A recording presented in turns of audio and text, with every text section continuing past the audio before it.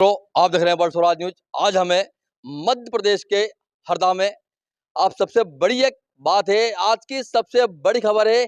एक आम व्यक्ति प्रेस कॉन्फ्रेंस करता है और धमकी तक मिल जाती है। आज हमारे साथ एक आरटीआई कार्यकर्ता मौजूद है, उन्होंने कुछ आरोप लगाए तो उन पर धमकी तक आ गई है।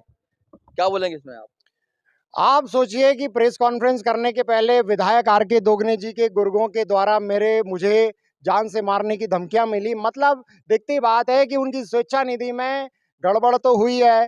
गड़बड़ नहीं होती तो इतना प्रेस कॉन्फ्रेंस नहीं करूं, उसके लिए धमकियां देने की आवश्यकता नहीं पड़ती। कमल जी पटेल के खिलाफ मैं इतना बोला, लेकिन उन्होंने कभी उनके मुंह से मेरा नाम भी नहीं लिया, कभी भाजपाइयों को मेरे खिलाफ नहीं भेजा। लेकिन दोगने जी ने 150 कांग्रेसियों को मेरे खिलाफ ज्ञापन देने के लिए भेजा। वजह सिर्फ एक थी कि मैंने आरटीआई से दोगने जी के खिलाफ एविडेंस निकाल लिए। तो सारे कांग्रेसी इकट्ठे होके जाते हैं, बोलते हैं कि इसको अंदर कर दिया जाए। और उन कांग्रेसियों का जब पूरी लिस्ट निकाली तो पता चला कि ये सारे कांग्रेसी तो 10-10, 20-20 हजार स्वेच्छा निधि से लेकर बिक कर गए थे। वहां पर ये बिके हुए थे सबके सब। सोचने की बात है। और दोगने जी इस चीज का तो प्रमाण है, सबूत है हमारे पास। अब तो आप मान लो। और दोगने जी आप बार बार आप जो है चुनौती मुझे देते हैं सार्वजनिक डिबेट की। मैं सार्वजनिक डिबेट की चुनौती स्वीकार कर रहा हूं।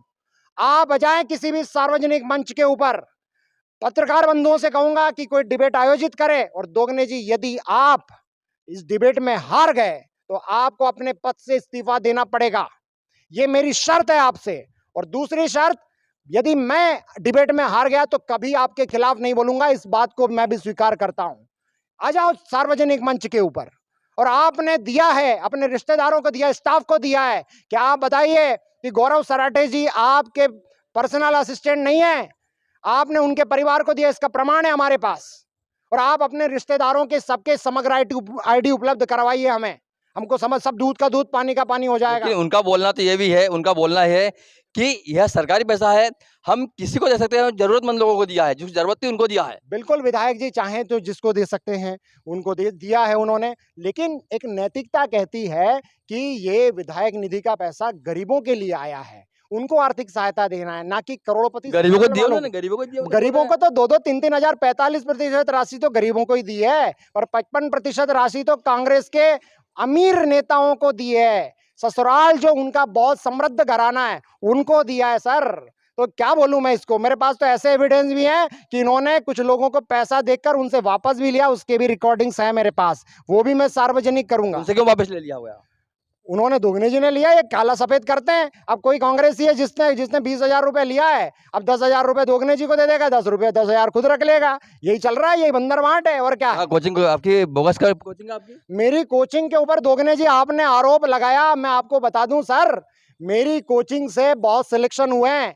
अभी अहमदाबाद का additional director of income tax मेरा स्टूडेंट है। निवाड़ी जिला जैसे बना तो निवाड़ी जिले का पहला डिप्टी कलेक्टर मेरा स्टूडेंट था सर, तरुण जैन। आप पता करके आइए मेरे बारे में। और इंदौर से कोचिंग मैंने इसलिए बंद की कि कोविड में 2 साल तक सरकार ने लोगों को कोचिंग खोलने को परमिट नहीं किया था, इसलिए मुझे हरदा आना पड़ा। और मैंने अपने हरदा को ही विकसित करने का लक्ष्य चुना है। और आपको इस तरह से भ्रष्टाचार नहीं करने दूंगा। और आपने ये भी आरोप लगाया है कि उनकी स्कूल है, उसमें स्कैंडल चलता है 10वीं बारी पास कराने का। भैया इंदौर वाला जो इनका दोगने जी का स्कूल है, उस स्कूल में 10th और 12th पास कराने का रैकेट दोगने जी इंदौर में चलाते थे। इसी से इन्होंने पैसा बनाया है। इनका पैसा बनाने का राज ये हरदा वालों को पता होना चाहिए। रैकेट चलता था, नकल करवा के 10वीं 12वीं पास कराएंगे, उसका पैसा लेते थे ये। और सबसे बड़ी बात, इनको तो अभी अवार्ड भी मिला है, शिक्षा की ओर से इनको फाल्के अवार्ड मिला है, दादा साहब फाल्के अवार्ड। अरे वो नकली अवार्ड है भैया। अरे राष्ट्रपति देते हैं, उस व्यक्ति को देते हैं जिसने जीवन पर्यंत सिनेमा को दिया है, उसको अवार्ड दिया जाता है, ना कि नेताओं को दिया जाता है। इनमें इतनी भी अकल नहीं है कि अपन क्या कर रहे हैं। फाल्के अवार्ड, उसमें नाम बदल दिया उसका कि फाल्के फैशन आइकन अवार्ड। अरे आप में ऐसा क्या है जिससे आपको फैशन आइकन माना जाए? ऐसी आपने यह भी आरोप लगाया है कि चुनाव आपके दम पे जीता गया है।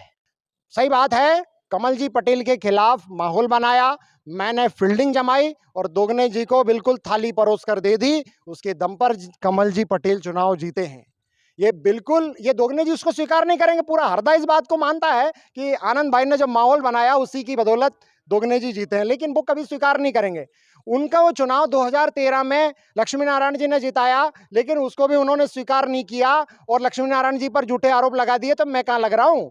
तो ये तो इनको तो जो सहयोग दे दे उसके ये नहीं होते, उस पे आरोप लगाने लग जाते हैं। लगा डाले इन्होंने अभी तक। इन्होंने लक्ष्मी नारायण जी के ऊपर गबन का आरोप लगाया था, जबकि लक्ष्मी नारायण जी 2-4 करोड़ की तो फसल पैदा होती है उनके यहाँ, वो कहीं गबन करेंगे क्या? और बाद में वो आरोप जो है झूठा सिद्ध हुआ। ये इन्होंने जामली में जाके सार्वजनिक रूप से उस आरोप की माफी मांगी है दोगने जी ने। सोचने की बात है। और किसी ना किसी दिन मेरे ऊपर जो आरोप लगाए उसकी भी माफी इनको मांगनी पड़ेगी। और पहले अनिल पटेल पर भी लगा चुके हैं। अनिल पटेल जिन्होंने कांग्रेस को 20 साल तक रोक के रखा, उस बचा के रखा, उस अनिल पटेल को इन्होंने आरोप लगा के कांग्रेस से निकाल दिया। हाँ, अभी इन्होंने जो गोलापुरा के जो गुरु हैं उनको भी इन्होंने आरोप लगाकर कांग्रेस से निकाल दिया। ये तो कांग्रेस को तोड़ने में लगे हैं। जिस थाली में खाते हैं उसी में छेद करते हैं। आर के दोगने जी, अरे भैया ऐसे आदतें छोड़ दो, ऐसे में आपकी राजनीति ज्यादा दिन चलेगी नहीं। लोग सब सच जानते हैं भाई साहब। तो क्या यह बताएंगे कितना चंदा हो गया था उस समय पे चुनाव? भैया चुनाव के टाइम में 7 करोड़ का चंदा दोगने जी को इकट्ठा हुआ था।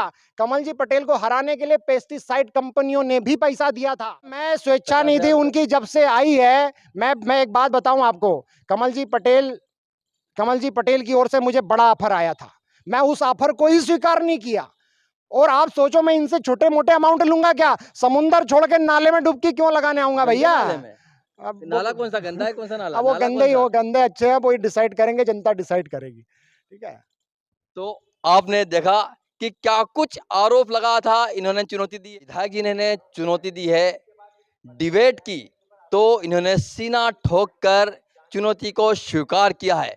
तो क्या अब सबसे बड़ा प्रश्न ये उठता है कि क्या यह डिबेट करेंगे या दोगने जी डिबेट में हिस्सा लेंगे या नहीं लेंगे? आनंद जाट के द्वारा लगाए गए आरोपों की पुष्टि के लिए जब हम हरदा विधायक दोगने जी पास गए तो उन्होंने इस संबंध में कोई भी जवाब नहीं दिया।